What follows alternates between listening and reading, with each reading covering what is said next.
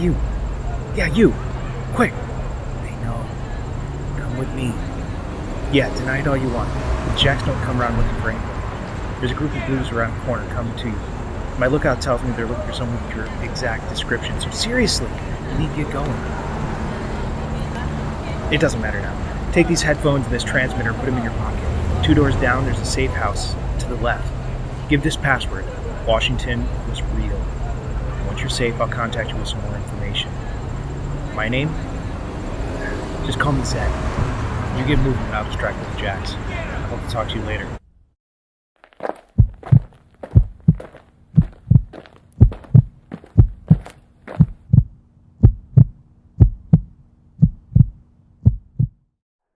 Hey, glad that you took me up on my offer. It was pretty obvious that you'd been looking for something, sniffing around libraries, asking teachers questions. Also, most people know about the secret police. We call them Jacks around here, but they don't want to know about them, you know what I mean? My contact's been telling me a bit about you, and you're lucky I ran into you. People that ask too many questions end up disappearing these days, you know? Well, you probably don't know, do you? Look, I'm supposed to be the leader, but we believe in the consent of the governed around here, and my people need to know that I'm making good decisions. And they need to know that they can trust you, and by that me. We are in desperate need of a new collector. If you're interested, here are the basics of the collector position. Look, we find various historic archives around the area, and the collector summarizes the material. We have to do this quick, and I mean quicker. And that actually means an acronym. It's Q for question the title, W for watch the video. Don't write anything down. Identify the key concepts through a summary, and then question the content further if necessary. If you have to, rewatch it. QWIQR. Quicker. We don't have a lot of time on these missions, so the quicker the better. Get it? Alright, I'm going to give you a shot to give this a try, and we'll see how it goes. Practice on this video that we located a couple days ago. The effects of Columbus. First is that he found gold in the New World, which created a frenzy in Europe to try to get more people here to find more gold and to bring it back to Europe. We call it the Old World.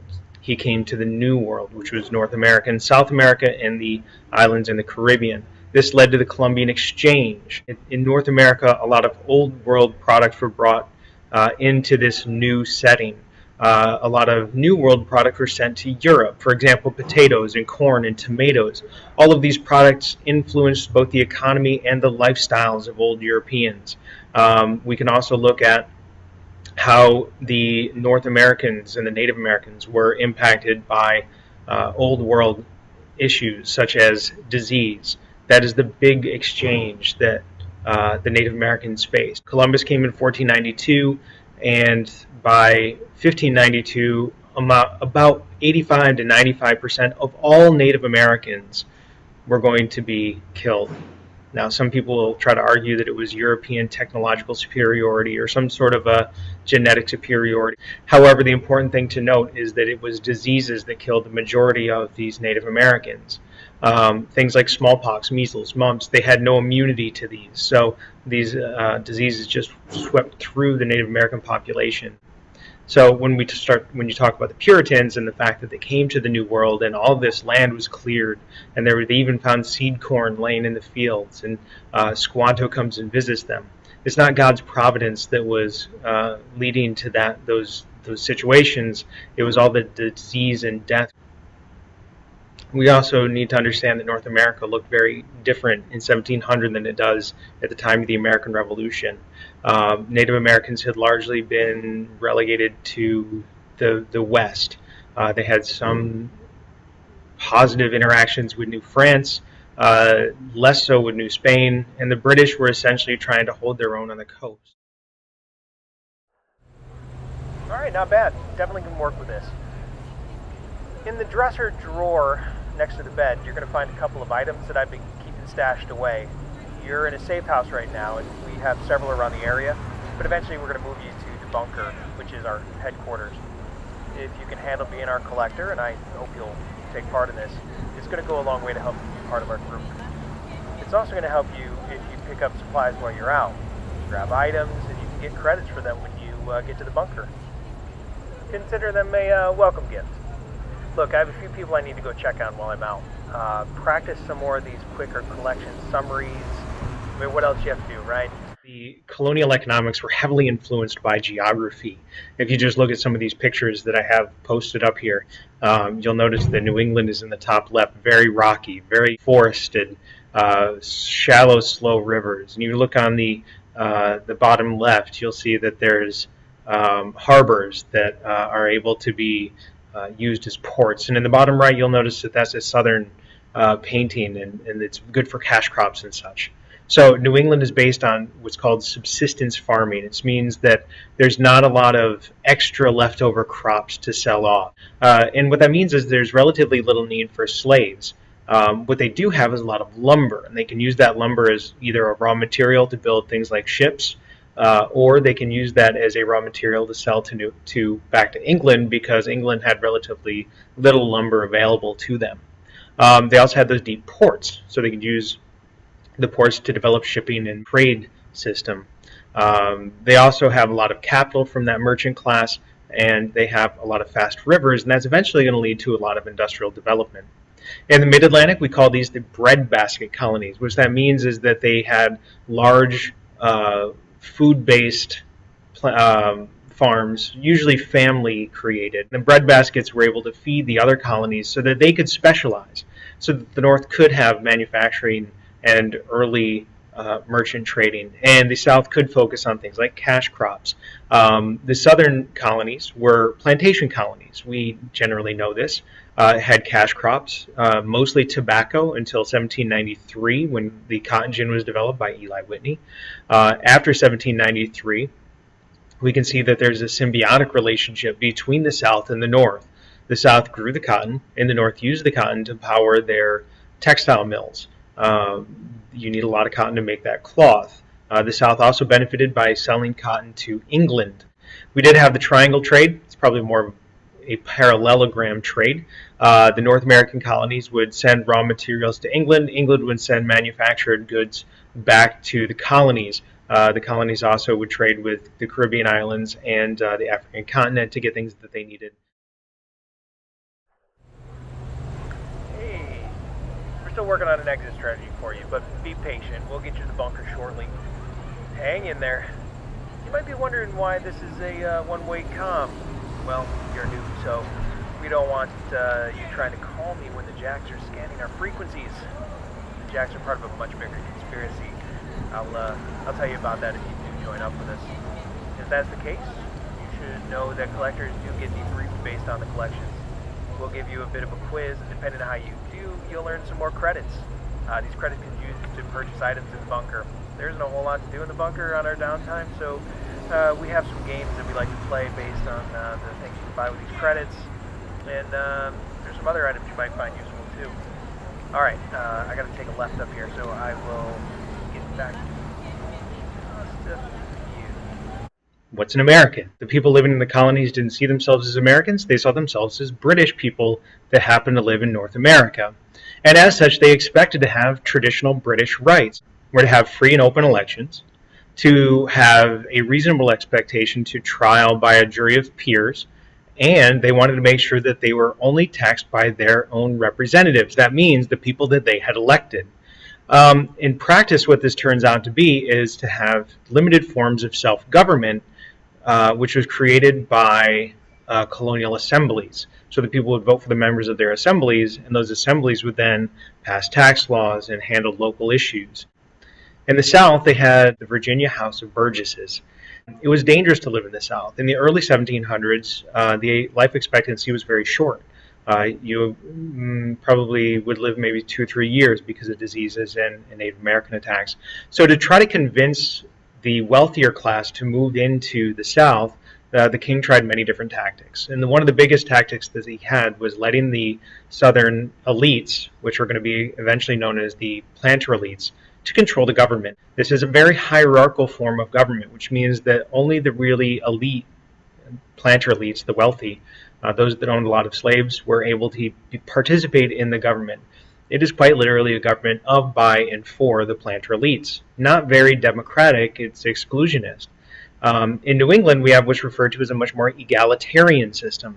So rather than just being made up of the elites, the New England governments, most famously the Massachusetts town meetings, tended to be made up of most of the general male population. We call this egalitarian, which means roughly equal.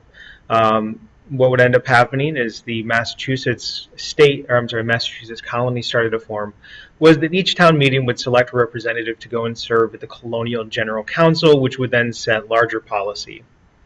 The colonial assemblies were important. It is their early representative government. It is their early self-government. By 1750, though, every colony is going to be referred to as what's known as a royal colony. This means that the king was officially in charge of the colony, and those colonial assemblies existed because the king allowed them to exist. Most colonies had a governor, which was the representative of the king, and the colonial assemblies claimed to be the representative of the colonists. So, there's not a lot of royal authority. One reason why is because the governors were paid for through colonial assembly funds. The colonial citizens expected to have all of the rights of the British citizens. They expected to have an elected assembly. They did not have representatives in the British Parliament. They did have their own elected assemblies. The elected assemblies at the colonial level had what's referred to as the power of the purse. This means that they paid for a number of different things, but they also, more importantly, levied their own taxes. The colonists were not taxed by the British Parliament because they did not have representation in the British Parliament. So everything's looking good here in the streets. Oh, you might be curious. That big guy you're sitting with right now, he goes by the name Gamma. Don't worry, he's a big sweetheart. Don't tell him I said that, though. He's there for your protection, which is why he's probably been staring out that crack in the blinds. Probably also been looking at you with that half smile of his, but don't be offended. It's just the other half doesn't work really that well. Once he was picked up by the secret police, and Gamma here was able to fight his way out. The only guy I ever heard was able to do that. They hit him with a stunner, though, in the neck. Kind of messed up that nerve on the right side of his face. Try not to stare. Like I said, he's pretty sensitive. What's that? Oh, wait a second. Keep working. My lookout's telling me I should talking for a bit. There are 3 different regions: New England, Mid-Atlantic, and Southern. You should know some exemplars of these, and you should be able to draw this on a map. First of all, Massachusetts represents New England, Pennsylvania is most representative of the Mid-Atlantic, and South Carolina and Virginia are often considered representative of South Carolina, of the South. Religion in these territories is rather interesting.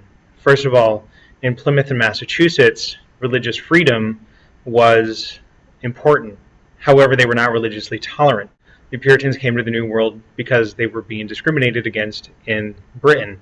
However, they wanted to build something called a city on a hill. Now, this means that they needed to remain a pure society. Anybody that disagreed with them was removed or exiled from their society. So while they wanted religious freedom, they did not allow dissent. The Mid-Atlantic is often seen as much more religiously tolerant. There's more diversity. There's a number of reasons for this. First, Pennsylvania has a number of Quakers. Quakers believe that everybody has an inner light that is equal, and therefore everyone should be treated roughly the same, regardless of your religious belief. Also, William Penn was a businessman, and he knew that if he wanted to sell all of his land in Pennsylvania, or Penn's Woods, he would have to sell to more than just Quakers. So he allowed a number of different religious groups into his colony. Therefore, more diversity, more toleration. We also see that in Maryland, Lord Baltimore started Maryland as a Catholic haven, which means a safe place for Catholics. In Maryland, Lord Baltimore set up this colony, and he passed something referred to as the Acts of Toleration. This meant that all Christians were allowed to be in part of that territory. Catholics were in charge, but they allowed Protestants to come in as well, so there was peace among the Christians. However, if you were Jewish or a Muslim, you were executed, but at least as a start. And in the southern colonies, we don't actually talk much about the South in terms of religion. This might surprise some of you because the South in today's modern society is known as the Bible Belt.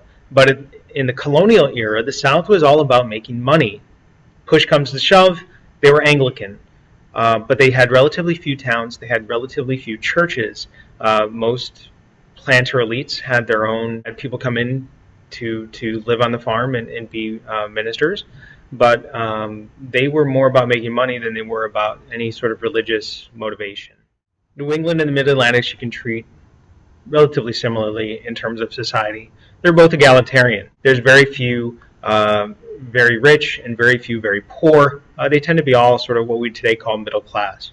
Now this declines over time, partially because of industrialization, partially because of the merchant class developing in places like New England and Boston and Providence, also because of immigration. Now also society based in the south, in the towns in New England is very important. This is in part because of religion. You needed to be a member of the church in early Massachusetts society. So people live next to the church. Towns are also important because there's no deep river systems like in the South. So you needed to have a town so that you could trade your goods. You need to have a town to be a center of trade, a place to have your stuff sold. Also, you'll notice that in the towns there is a public education system. In New England, this was important because kids needed to be taught how to read the Bible. So again, religion played an impact. But eventually that transitions into public education, not based just on the Bible, but also important as an economic tool. Now in the South, we have a very hierarchical society, which means that the people on the top are very different than the people on the bottom. In the South, everybody looks to the planter elites, and they try to join that planter elite society. You also had a sizable population of small farmers that had slaves, but had less than 20. But the majority of the people in the South were poor farmers, the majority of white settlers in the South who did not own a slave. Slaves made up the bottom tier of society. They had no rights. They were not treated as citizens. By the time of the Revolution, the Southern society was a slave-based society. And by the time of the Civil War, slaves were the economic value of slaves was worth more than all other industries in the United States combined. We'll get more into that later. Now, as for the geography, the reason that slaves were so important in the South was it made economic sense for the whites to use slaves. There was a lot of fertile land. They were growing cash crops, tobacco before the Revolution. After the Revolution in 1793, cotton became important. They did not need to have towns because they were not worried too much about religion. But more importantly, they had these deep navigable rivers that boats could drive right up to the plantation and get all of those cash crops. So towns were not necessary. Because there were no towns, there was no system of public education. The planter elites would hire tutors to come live on the plantations. Those poor farmers, the slaves were not allowed to learn how to read and write. The poor farmers were too busy growing cotton. There's also not a lot of churches, which comes as a surprise to some people. The planter elites were able to have a minister living on the plantation with them. Some slaves acted as lay ministers, but churches were not a commonality because there was no towns to center them around. Okay, that was nothing to worry about. As I was saying, we don't really know what happens to people when they're taken back to secret police headquarters. What we know is they don't come back. So you have a choice to make. If you want, Gavin here can open the door and you can go and take your chances out on the streets. Or you can join us. We need a new collector since our last one was picked up a few weeks ago. You seem to have some skills that we can use. Gavin here will escort you to the bunker when the coast is clear. We call ourselves the History Underground. Our mission is to fight against the totalitarian armed protectors of the Constitution. You probably don't remember a time before they took over. It's forgotten now. And that's the problem, and knowledge is power. One of the band, his name was Orwell, said that who controls the past controls the future, and who controls the present controls the past. Well, it's time we took our future back.